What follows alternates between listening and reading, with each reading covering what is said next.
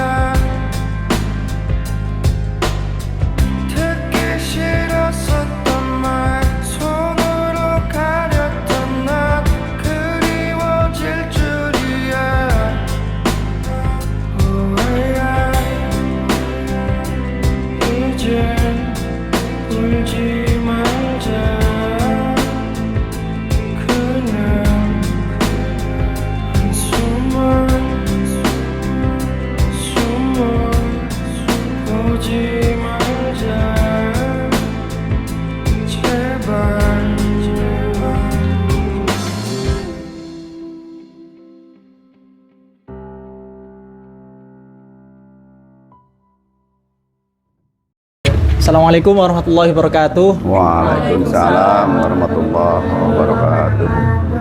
Bismillahirrahmanirrahim. Alhamdulillahi wa kafa wassalatu wassalamu ala nabil mustafa wa ala alihi wa sahbihi ahli siddiq wal wafah la hawla wala quwwata illa billah. Amma ba'd. Yang saya hormati Bapak Ibu pengasuh Yayasan Asrama Yatim Duafa, Yayasan Sahabat Yatim Mandiri. Alhamdulillah. Pada kesempatan kali ini kami dari teman-teman mahasiswa Universitas PTIG Jakarta ingin bersilaturahim ya Bapak. Ini insya Allah bukan hanya niat untuk bertugas karena tugas kampus saja, tapi insya Allah kedepannya ini akan jadi sesuatu yang bermakna bagi kami lah. Amin. Ya. Sebelumnya langsung saja Pak ya. Mohon perkenalan Bapak. Assalamualaikum warahmatullahi wabarakatuh. Saya pribadi Bapak Ero Abdul Razak ya. Bapak Ero Abdul Razak. Kebetulan saya ketua yayasannya ya gitu. Ini ibu asrama yang ngasuh di sini kalau di lapangan ini dia yang ngasuh, yang ngajar ikro dan memasakkan dan lain sebagainya ya. Menyiapkan sekolah dan sebagainya, ini yang 24 ngurus di yayasan gitu ya, seperti itu. Adapun anak-anak yang lainnya mau dikenalkan dulu nama-namanya enggak? Boleh. Boleh. Ya yang ini SMA kelas 1 SMK nih, kebetulan namanya siapa? Sementara Surya Prasetyo. Ini kita Reja, dia ikut paket C, dia paket C ya. Kecil-kecilan dulu ya, tunggu sampai semua mereda. Kan ku kenalkan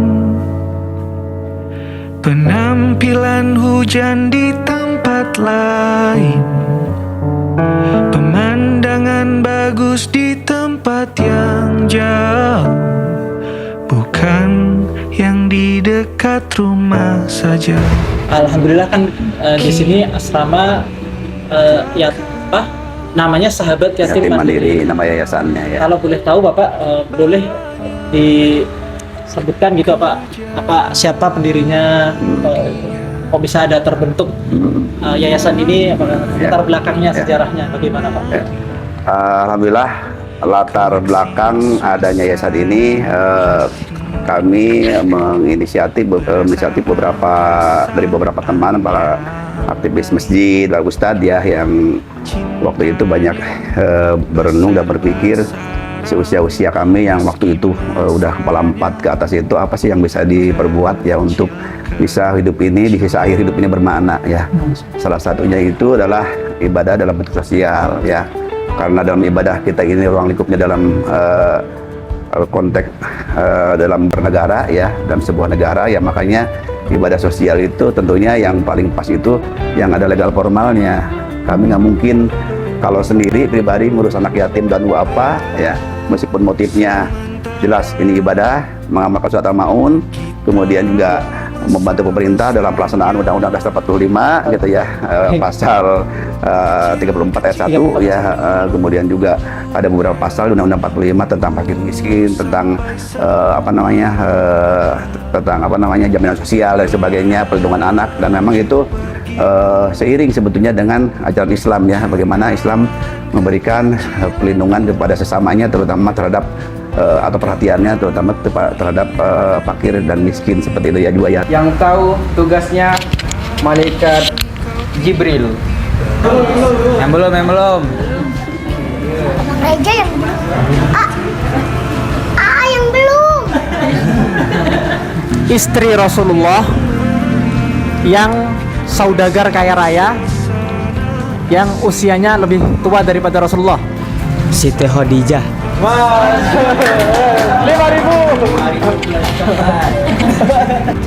Untuk namanya sendiri saya sempat tertarik gitu, ada namanya sahabat yatim mandiri. Bisa dijelaskan Bapak apa filosofi dari pemberian nama itu? Apakah ada tujuan tertentu dan visi misi tertentu yang ingin diwujudkan oleh Bapak dan Ibu gitu? Ya. Jadi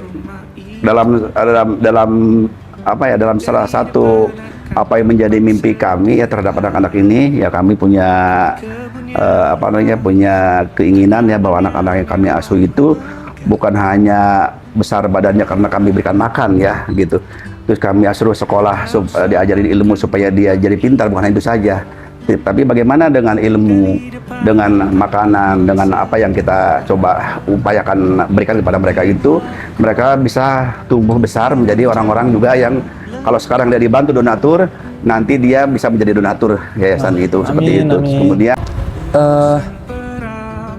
Ada berapa orang Bapak tadi di sini? anak-anak kami ada 2 cabang ya, ada 2 tempat ya maksudnya. Karena kan dulu plannya itu yang di Reni ini ada asrama buat putri ya. Karena yang putri itu masih terbatas jumlahnya, di sana masih dicampur, cuman dicampurnya dengan yang kecil, dengan balita. Kami ada 2 asrama dengan jumlah siswa yang diasuh di sini 16 anak ya, 16 anak. Sementara ini kami batasi karena disesuaikan dengan kemampuan finansialnya. Jujur sebagaimana umumnya yayasan sosial, panti asuhan, mungkin juga panti jompo ya, kalau memang ada, hampir semuanya dia memang bergerak atas dasar bantuan dana dari masyarakat ya, daripada donatur ya, daripada agnia, daripada orang-orang yang peduli ya, para musinin yang membantu menitik pajak zakatnya, impaknya, sedekahnya kepada kami untuk keberlangsungan pendidikan atau masa depan mereka. Untuk kegiatannya sendiri Bapak, mungkin dari mereka baru bangun tidur, itu kegiatannya apa? Ya, insya Allah kami sebagaimana di kebanyakan sebuah institusi atau lembaga ya, meskipun kami tidak selevel pesantren ya, tapi metode yang kami terapkan kepada mereka juga semi pesantren ya. Jadi anak ini dimanage dari mulai bangun tidur sampai tidur lagi. Kami jadwal bangun tidurnya, kami jadwal jam tidurnya, jam makannya, jam istirahatnya, jam sekolahnya ya. Jadi adapun untuk pendidikannya anak-anak karena semuanya sekolah ya, pagi-pagi seperti biasa setelah sarapan, sholat subuh berjamaah, kemudian sarapan, kemudian berangkat sekolah. Karena kami sekolah kan sekolah umum ya, ada yang di negeri, ada yang swasta ya. Gimana latar belakangnya kan ada yang mudah bisa di negeri kan bisa sedikit ada garingan biayanya. Ada yang swasta, yang di swasta kita masukkan sekolahnya. Nah jam 12 ada yang sudah pulang, ada yang 1, ada yang jam 3 pulangnya. Jadi kalau yang sudah pulang zuhur berjamaah seperti biasa, yang SD terutama, kemudian asar sudah hampir kumpul semua berjamaah, mereka istirahat ya, antara jam-jam istirahat, nanti baru maghrib kita kondisikan jam 5 duduk lagi di sini persiapan sholat maghrib biasa tadi ya, maghrib kita ada doa bersama, zikir bersama, kemudian baru masuk ke pelajaran pokok diniyahnya, yaitu tahsin dan tahfidz ya, juga ilmu hadis seminggu sekalinya ya, ada hadis arba'in kita yang terus sedang digarap oleh saya untuk anak-anak ini supaya nanti minimal keluar dari sini hadis arba'in bisa hatam ya, hadis 40 hadis itu ya, karena biasanya standar ya pesantren itu 40 wajib tuh hafal arba'in, itu jadi standar untuk dihafal ya, gitu, seperti itu. Saya membaca ada program Yasama Pintar, Yasama Kreatif, dan Yasama Mandiri. Ya. Mungkin bisa dijelaskan lebih dalam lagi terkait itu. Ya, Sama Pintar itu, ya maksudnya Sama Pintar itu maksudnya kita program pendidikan yang nanti sebetulnya kalau bagi-bagi yang ada anaknya itu punya potensi lebih ya gitu. Potensi lebih, kami mungkin akan rekomendasikan mereka nanti bukan cuma sampai SMA seperti hari ini kan gitu. Ini mentoknya SMA maksimalnya, tapi bagi yang berprestasi, anak itu berbakat, mungkin bisa kamu bantu kuliah kan ya seperti itu. Tapi hari ini belum sampai ke sana ya, karena anak-anak itu kalau dari masuk SD di panti di yayasan itu umumnya sampai SMP dia udah jenuh kali gitu ya. Kadang-kadang minta dikembalikan ke keluarganya ya. Ada sih yang sampai SMP paling belum ada yang sampai ke tingkatan kuliah belum gitu ya, belum mentoknya sampai kelas 3 SMP.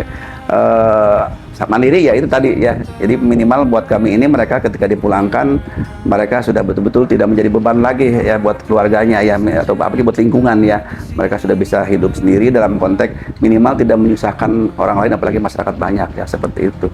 Kait pasti di program kebaikan seperti ini ya tidak jauh dari tantangan-tantangan besar gitu. Mungkin selama ini yang Bapak rasakan apa tantangan terbesar yang Bapak alami? Kalau tantangan terbesar buat kami sebetulnya adalah sikap keistiqomahan dan kesabaran kami sebagai para pengurus ya, terutama di lapangan ya. Karena kami menangani anak-anak yang latar belakangnya beda-beda ya. Ada yang tidak jelas keluarganya ya, ada yang memang bermasalah di keluarganya ya, ada yang korban broken home, program perceraian dan sebagainya ya. Itu untuk mengkondisikan mereka di sini saja itu untuk supaya bisa disesuaikan dengan program kita nih, punya program misalnya, itu agak berat. Kadang-kadang mental mereka itu ada yang terbiasa dia hidup bebas ya, kesehariannya main di kali, main layangan ya, dibawa ke sini yang memang harus disiplin ya, waktu makan, waktu bangun dan sebagainya, itu luar biasa ya. Tantangan kami untuk sabarnya ini bermain di lapangan ya, yang tidak sedikit itu. Kenapa sih kalau di sebuah lembaga itu atau pesantren ataupun di yayasan atau di mana saja ataupun di bahkan sekolah formal suka ada akhirnya ada kekerasan terhadap murid dan sebagainya, karena memang kadang-kadang guru itu mungkin saking nggak tahan ya. Cuma kalau sekarang kan serba salah, terlalu keras juga ada pasalnya buat para guru, buat para pengasuh ya. Bahkan sekarang buat orang tua saja, kalau kita mengamalkan hadis anak ajari sholat umur 7 tahun ya, 9 tahun pukul kalau tidak melaksanakan, itu bisa kena pasal. Kalau kita pukul anak suruh sholat bisa kena pasal sekarang gitu ya, apalagi di lembaga sosial ya yang diawasi pemerintah ya gitu. Kami sangat hati-hati mendidik anak-anak itu, dan itu tidak mudah.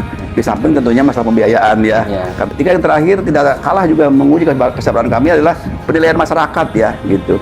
Masyarakat kita tidak bisa menyalahkan ya, kalau ada yang sebagian masyarakat masih memandang yayasan sosial itu ya ujung-ujungnya paling numpang hidup ya. Ada yang berpikir begitu, coba saja boleh disurvei sama antum semuanya ya gitu. Ada yang berpikir begitu, mencibir, paling juga para pengurusnya numpang hidup.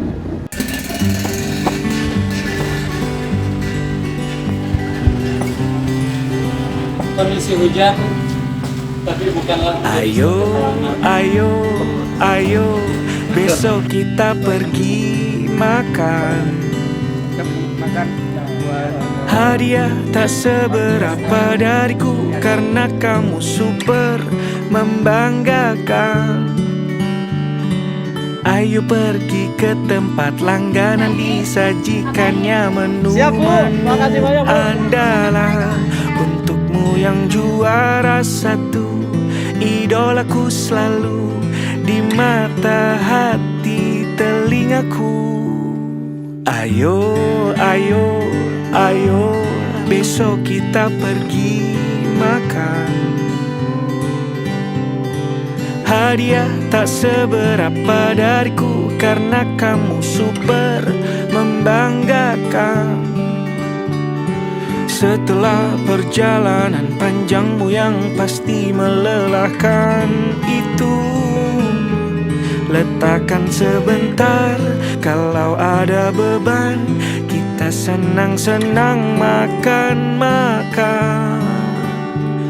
Terima kasih, ku tahu kau bekerja sangat keras. Lelahmu kebaikan yang sangat deras.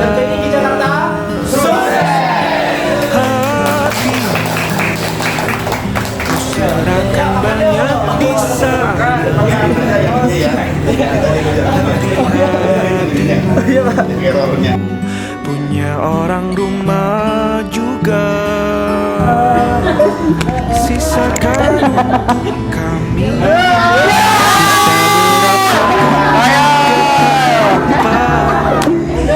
Jadi kakak jadi kakak di sini akan memberi kuis dan yang bisa menjawab akan kakak beri hadiah.